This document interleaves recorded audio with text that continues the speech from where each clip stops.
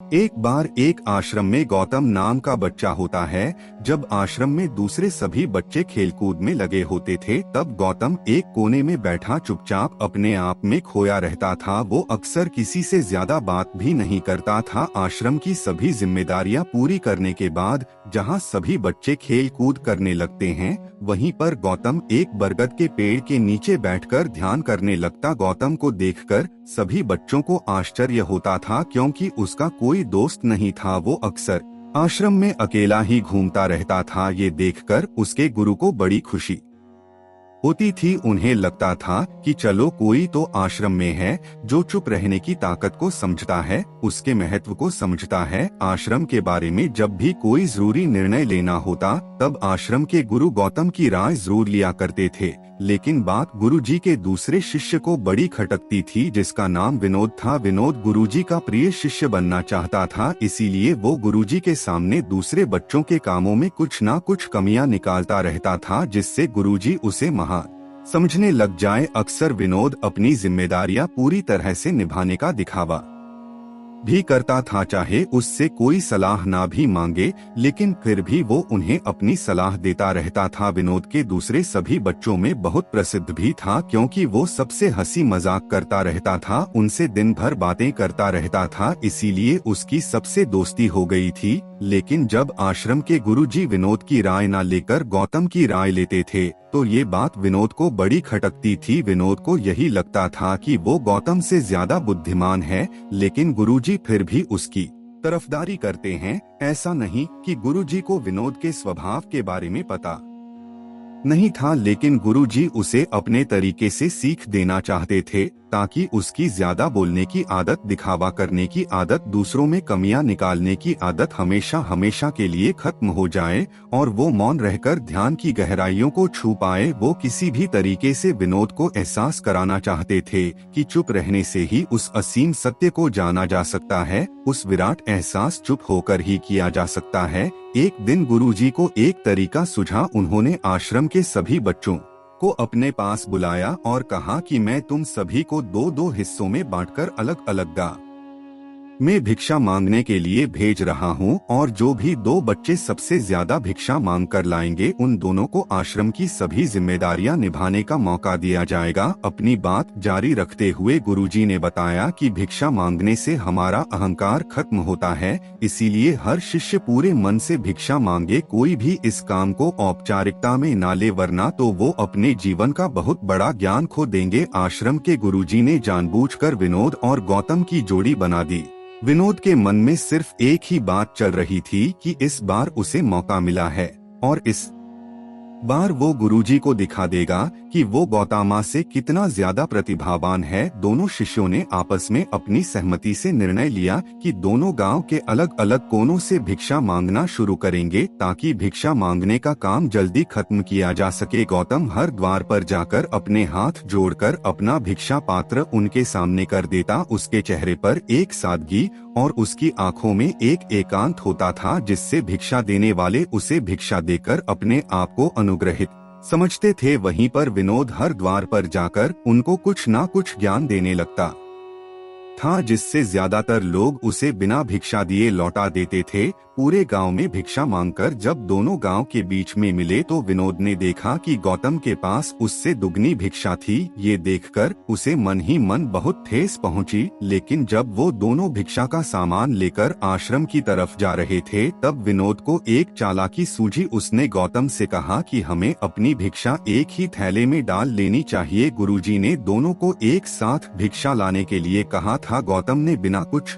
बोले अपनी सारी भिक्षा उसके थैले में डाल दी। विनोद मन ही मन बहुत खुश हो रहा था कि अब गुरुजी को ये पता नहीं चलेगा कि ज्यादा भिक्षा हम में से किसने मांगी। उसे लग रहा था कि गुरुजी मुझे इससे कम प्रतिभावान समझेंगे, इसलिए उसने ये तरकीब लगाई। सभी शिष्यों के आने के बाद संध्या के समय जब सभी की भिक्षा तोली गई, तो इन दोनों भिक्षा सबसे ज्यादा निकली। गुरुजी ने इन दोनों का अभिवादन करते हुए आश्रम के सभी बच्चों के सामने उनकी पीठ थपथपाते हुए उन्हें मुबारकबाद दी और कहा कि मैं आश्रम का कार्यभार तुम दोनों को नहीं सौंप सकता, इससे आपसी मतभेद होने का खतरा रहता है, इसीलिए तुम दोनों में से जो ज्यादा भिक्षा लेकर आया है आश्रम की जिम्मेदारी उसे ही सौंपी जाएगी। जब गुरुजी ने उनसे पूछा कि तुम में से ज्यादा भिक्षा कौन मांग कर लाया था, तो विनोद कहा, गुरुजी मैं इससे दोगुनी भिक्षा मांग कर लाया था, लेकिन मुझसे गलती हो गई कि मैंने वो दोनों भिक्षा एक ही थैले में डाल दी। मुझे नहीं पता था कि आप ऐसा निर्णय लेने वाले हैं, नहीं तो मैं अपनी भिक्षा का थैला अलग ही रखता। इस पर गुरुजी ने गौतम से पूछा कि क्या तुम विनोद की बात से सहमत हो, क्या तुम इससे कम भिक्षा लेकर आए थे। ये सुनकर गौतम ने कहा, गुरुजी मेरे पास ऐसा कोई साधन नहीं है जिससे मैं ये साबित कर पाऊं कि मैं विनोद से ज्यादा भिक्षा लेकर आया था। असल में ये उल्टा बोल रहा है, दोगुनी भिक्षा मैं लेकर आया था, ये मुझसे आधी भिक्षा लेकर आया था और इसी नहीं मुझसे भिक्षा एक थैले में डालने की बात कही थी। आश्रम से कुछ दूरी पर एक पहाड़ी थी जिसके पीछे सूरज अभी अभी संध्या के समय ढल रहा था। गुरुजी को पता था कि सच कौन बोल रहा है, लेकिन बच्चों के सामने सच साबित करने के लिए उन्होंने उन दोनों से एक सवाल पूछा कि पीछे पहाड़ी पर तुम्हें क्या दिखाई दे रहा है। ये सुनकर विनोद झट से बोल पड़ा कि गुरुजी पहाड़ी के पीछे सूरज अपना रंग बिखेर रहा है, आसमान में लालिमा छाई हुई है, ये बहुत ही सुंदर दृश्य है। वो तो और भी बहुत कुछ कहना चाहता था, लेकिन गुरुजी ने उसे चुप करते हुए गौतम से जवाब जानने के लिए जब उसकी तरफ देखा तो उसकी आंखों में आंसू भरे हुए थे। श्रद्धा, भक्ति और प्रेम से उसकी आंखें भर आई थी। गुरुजी को उससे पूछने की जरूरत ही नहीं पड़ी। गुरुजी ने सभी बच्चों को संबोधित करते हुए कहा कि मैंने सवाल किया था कि पहाड़ी के पीछे तुम्हें क्या दिखाई दे रहा है। ज्यादातर लोगों को यही दिखाई देगा कि एक बहुत सुंदर दृश्य है, लेकिन मजे की बात यह है कि सुंदरता बोलकर नहीं बताई जा सकती, उसे महसूस किया जा सकता है और सामने वाला उस सुंदरता को आपकी आंखों में देख पाता है। गौतम की तरफ इशारा करते हुए गुरुजी ने कहा कि असल में सुंदरता इसी बच्ची ने देखी है, दूसरे बच्चे ने सिर्फ सुंदरता की व्याख्या की है, लेकिन इसने वास्तविकता में उस सुंदरता को महसूस किया है, अपने आप को ऊंचा दिखाने की सभी कोशिशों को नाकाम होता देख विनोद वहीं पर फूट फूट कर रोने लगा। उसको चुप कराते हुए गुरुजी ने कहा, बेटा मुझे पहले से पता था कि तुम झूठ बोल रहे हो, लेकिन मैं तो उस झूठ का एहसास कराना चाहता था। सभी बच्चों को संबोधित करते हुए गुरुजी ने बताया कि शब्द जाल की तरह होते हैं, हमारे ज्यादा बोलने की वजह से बहुत सारी समस्याएं पैदा होती है। जब कोई आदमी एक बात को बढ़ा चढ़ाकर बोल देता है तो उसे सिद्ध करने के लिए वो शब्दों के जाल में फंसता चला जाता है और इसी वजह से अंतर्मुखी होने की बजाय वो बहिर्मुखी होता चला जाता है। वहीं पर जिस भी व्यक्ति को अपनी अंतर यात्रा करनी होती है उसे सबसे पहले चुप रहना सीखना होता है। से ज्यादा बोलना या फिर हर वक्त बोलते ही रहना, ये सब हमारी अंतर यात्रा में बाधा बन जाते हैं। जब आप चुप रहने का अभ्यास करते हैं तो आप अपने साथ वक्त बिताने लगते हैं, जिससे कि आप अपने एकांत को जान पाते हैं। और एक बार अगर मन में एकांत स्थापित हो जाए तो आपकी आंखों में, आपके चेहरे पर वो सादगी, वो एकांत, वो स्पष्टता की झलक, सब कुछ सामने नजर आने लगता है। कुछ साबित करने हैं रह जाता, कुछ बताने को नहीं रह जाता, सब कुछ आंखों में देखा जा सकता है। गौतम की तरफ इशारा करते हुए गुरुजी ने कहा, अभी जो दृश्य इस बच्चे ने देखा वो ज्यादा बोलने वाला आदमी कभी नहीं देख पाएगा। वो अपनी बुद्धि से तर्क वितर्क करता रहेगा कि उसे क्या क्या दिखाई दे रहा है, लेकिन उसमें से वो महसूस कुछ भी नहीं कर पाएगा। उसे दिखाई देंगे पहाड़, सूरज या फिर उसकी लालिमा, लेकिन उसको, उस विराट को वो कभी नहीं देख पाएगा। अगर चुप रहने की कला सीखनी है तो तुम्हें सबसे पहले एक बात ध्यान रखनी होगी कि तुम्हें किसी को भी प्रभावित करने की कोशिश नहीं करनी है। ज्यादातर लोग इसी वजह से ज्यादा बोलते हैं क्योंकि वो दूसरों को प्रभावित करना चाहते हैं, अपने आप को साबित करना चाहते हैं